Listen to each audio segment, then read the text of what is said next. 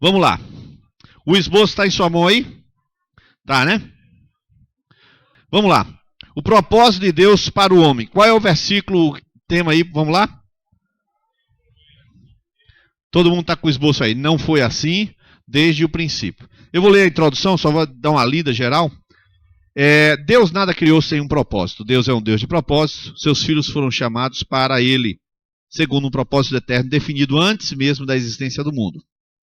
Esse parágrafo já na semana passada eu também li. Agora começa. Jesus foi responder aos fariseus acerca do divórcio. E não recorreu simplesmente ao que estava escrito na lei de Moisés. Jesus foi mais além. Foi aos princípios do Gênesis 2. Não foi assim desde o princípio. Foi isso que ele citou aí. Ele voltou ao Gênesis. As escrituras sagradas são a fonte de revelação. O livro de Gênesis é o livro dos princípios. E em Gênesis as primeiras sementes da revelação são lançadas como verdadeiros fundamentos de tudo que se poderá ler no restante das escrituras.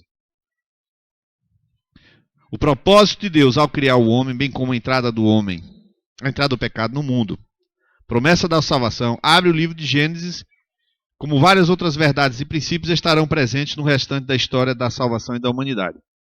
A criação do homem também tem os seus princípios e propósitos revelados no Gênesis, e a gente vai ver a seguir. Quando a gente vai ler o livro de Gênesis, a gente vai perceber algumas coisas que quando lê rápido não percebe. E o livro de Gênesis, Bereshit, é um livro que o próprio nome do Gênesis é no princípio. O próprio nome do livro é no princípio.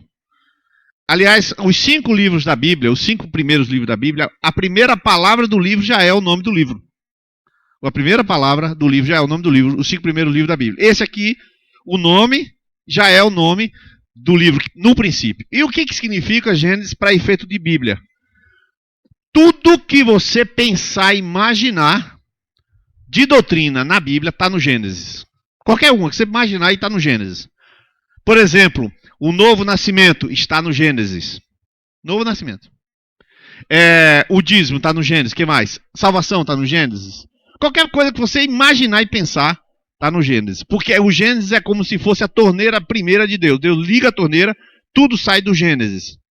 Então, para que o homem foi criado? Casamento, por exemplo. Onde é que você lê num casamento? Qual é o texto primário do casamento? Gênesis. Não tem jeito. A gente está sempre trabalhando com o texto de Gênesis. E a gente vai ler aqui agora, todo mundo vai ler, nesse começo de ensino aqui, Gênesis 1, verso 26, 27 e 28, que está em negrito aí. Nós vamos ler todo mundo. 1, 2, 3 já.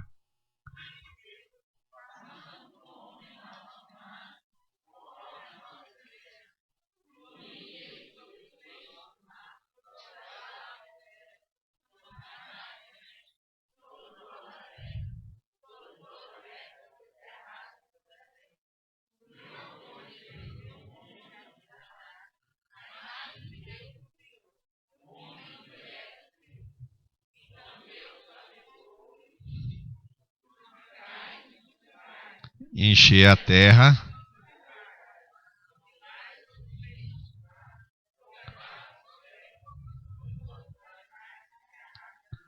Perfeito. Esse é o texto central da criação da humanidade. Preste bem atenção que existem diferenças que eu grifei aí.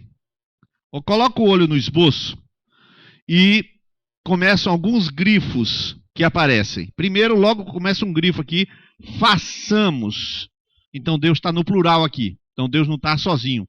Por isso que Deus é um Deus trino. Está ele e ele. Então eles, façamos. E aí ele coloca 2 palavrinhas grifadas. Imagem, conforme a nossa semelhança, domine, tal. Observe que eu quero, é muito importante que você preste atenção. O barulho não impede você prestar atenção.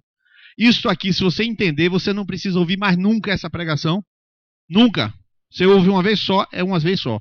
Quem entendeu, arrumou. Não precisa desentender nem reentender. Uma vez entendido, entendido para sempre. Façamos o homem a nossa imagem conforme nossa semelhança. E no verso 27, o primeiro grifo diz o quê? Criou. Criou. Então, o 27, ou seja, esses 3 versículos, não está falando que Deus fez. Aqui quem trabalha com informática aqui? Levanta a mão. Pessoal que faz, quem trabalha com engenharia, arquitetura, levanta a mão, quem trabalha com desenho. Alguém trabalha com desenho?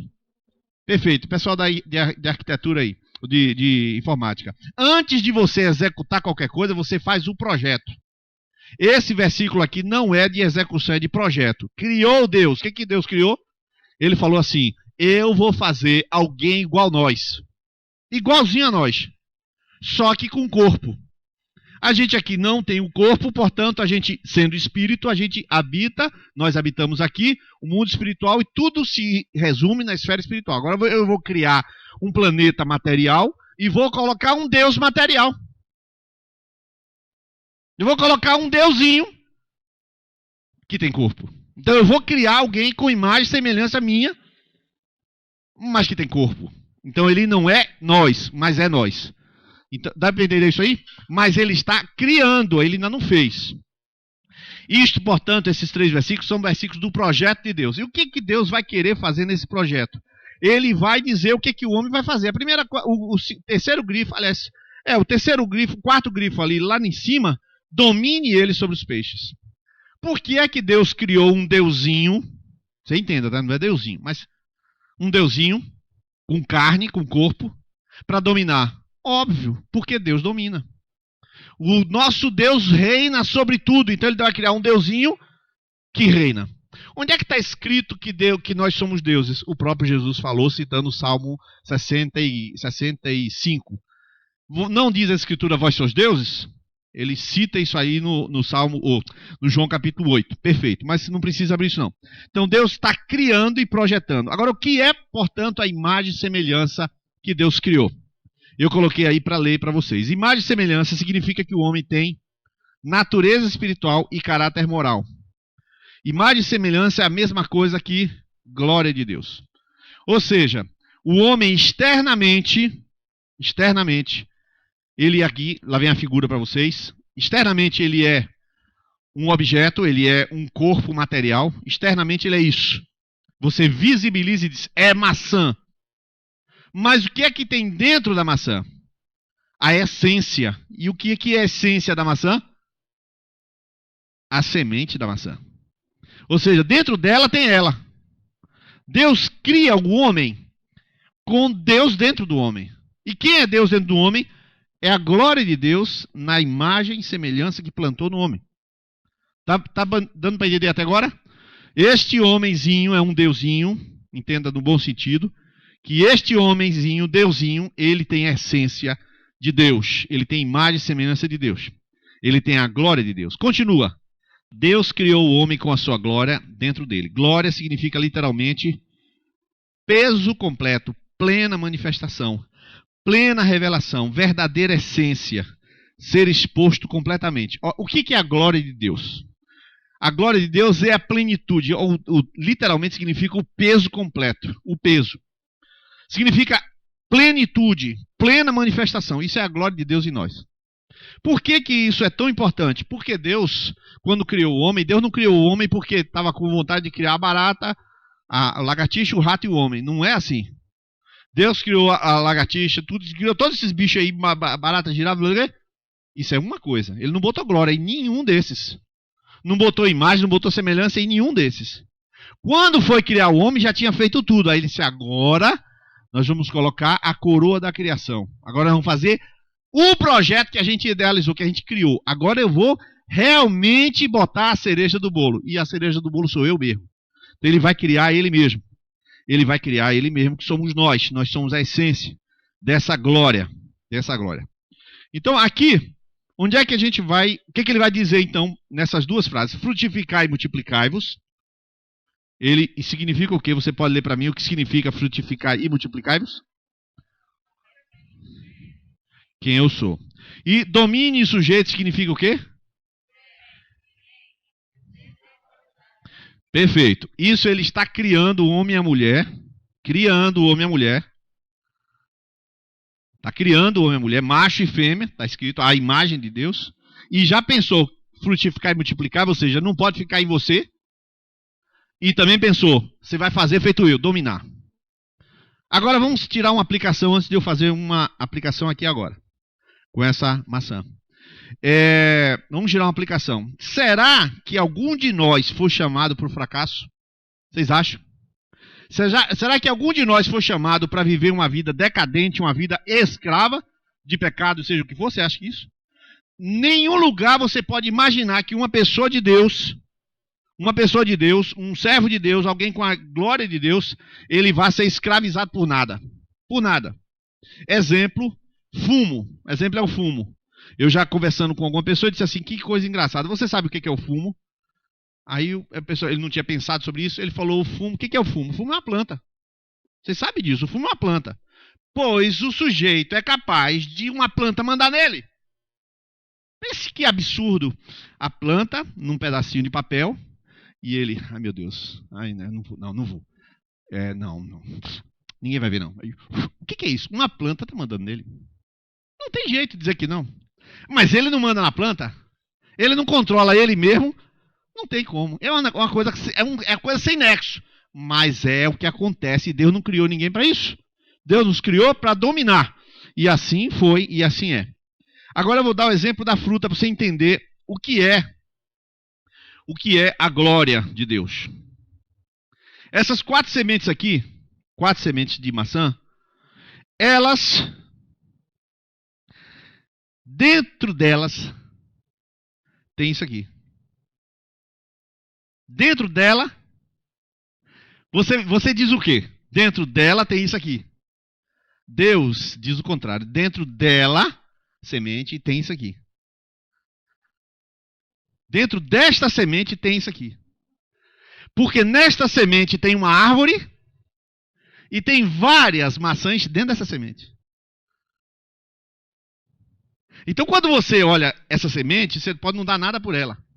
Mas esta semente, ela contém isso aqui. Portanto, aí vem a palavra final. Qual é a glória da semente? Qual é a glória dessa semente? Hein? Está aqui. Qual é a glória da semente? É ela plena. Vou repetir. Qual é? Aqui dentro tem uma fruta. Tem uma fruta aqui. Você não está vendo, mas tem. Todos têm certeza? Todos entenderam? Sim ou não? Aqui tem uma fruta. Aqui tem uma maçã. Tem uma árvore de maçã, uma macieira e tem uma maçã. Só que, por enquanto, está parado. Qual é a glória? Qual é a plenitude dessa semente? Qual é? Ela se tornar o destino dela. Qual é o destino dessa semente? Revelar isso. O que é, queridos, a glória? A glória é a revelação do todo. Nós procuramos saber que, irmãos, aquele culto estava cheio de glória. Não existe isso. Não existe. Aquela fumaça assim encheu a casa. O cara, glória. Está sentindo a glória, irmão? Qual glória? Isso são expressões humanas. Isso não é explicação.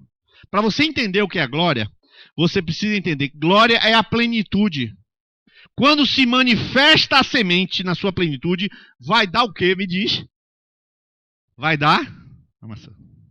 A plenitude da semente é a maçã. Agora eu vou fazer uma pergunta para você. Qual é a sua plenitude? Pergunta não é difícil, mas não é fácil. Não é difícil, mas não é fácil. Você tem a glória de Deus. Qual é a sua plenitude? Hein?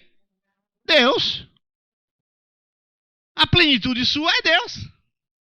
Por quê? Porque Deus colocou em você o quê? Ele mesmo.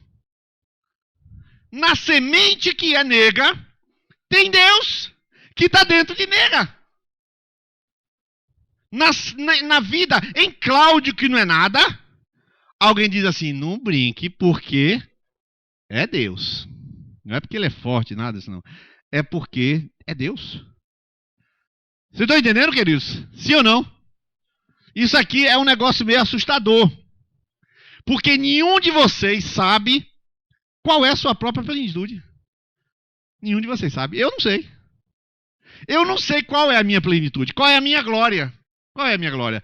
Pregar na macro? Claro que não é. Isso é um ato. Não é uma glória. É um ato. Eu estou fazendo um ato. A glória de Lucas tocar no domingo à noite. Ué, isso não é glória. Isso é um ato. É uma ação. Qual é a glória de Lucas? É ser plenamente o que Deus quer. Ele ser todo. E quem é Lucas todo? Não sei. Eu digo que Lucas todo é Deus.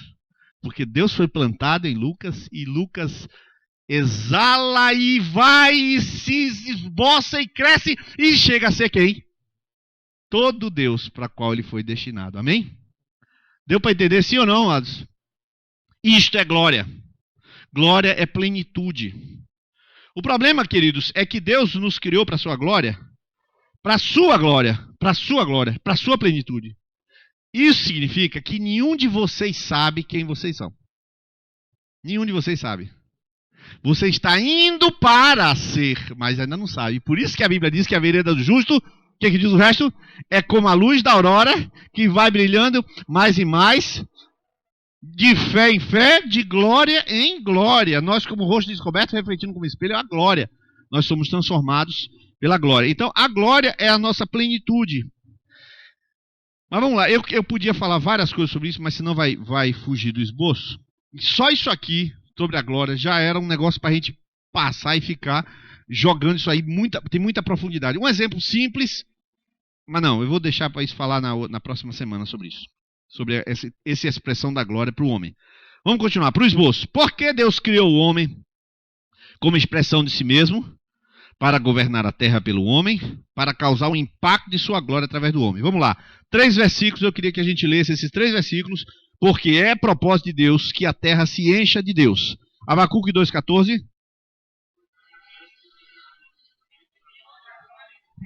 Como as águas cobrem. Isaías 57,5.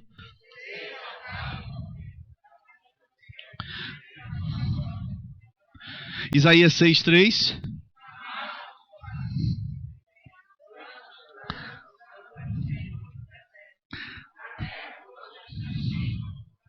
Irmãos, Deus criou o homem para a sua glória, como a gente vai ler agora no Salmo 8,3. E esta expressão plena da igreja, plena do indivíduo, é a expressão que revela Deus. Você acha que Deus vai ser revelado em quê? No sol? Irmãos, muito mais no homem do que no sol. O sol é uma parte, que a Bíblia diz, os céus manifestam a glória do firmamento, a obra das mãos, mas não manifesta o próprio Deus. Quando você olha aquela lua linda, você vê a obra de Deus, mas não vê Deus. Quando você vê um homem, você vê a glória de Deus, porque Deus não colocou a glória na lua, mas colocou a glória na gente. Então a coisa é muito profunda. O homem, expressão total de Deus, voltando para o esboço, este é o propósito de Deus na criação. Vamos lá, como Deus se expressaria através do homem? Pelo domínio, pelo governo. Salmo 8, 3 em diante. Vamos ler juntos?